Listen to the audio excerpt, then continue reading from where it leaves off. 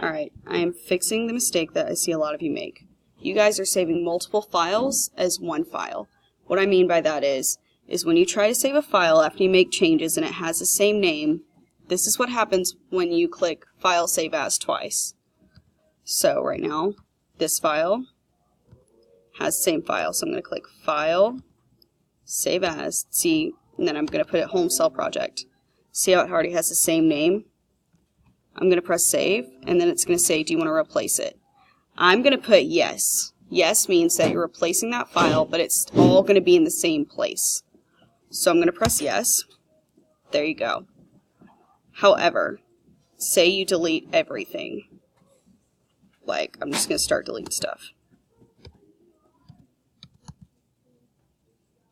Say you accidentally just delete everything.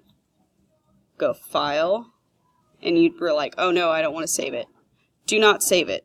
But just in case you get to this point, click No. And then just close that out. There you go. Don't save. If you screw up and it says, do you want to save changes? Click Don't Save. Alright, now I'm going to go back to this. Here's just like another circle plan. So then, that is how you fix it. So like I said, File Save As. See how like this is the only file in this file, so that means I haven't saved it yet. So I'm going to click Save. But let's say I make some changes.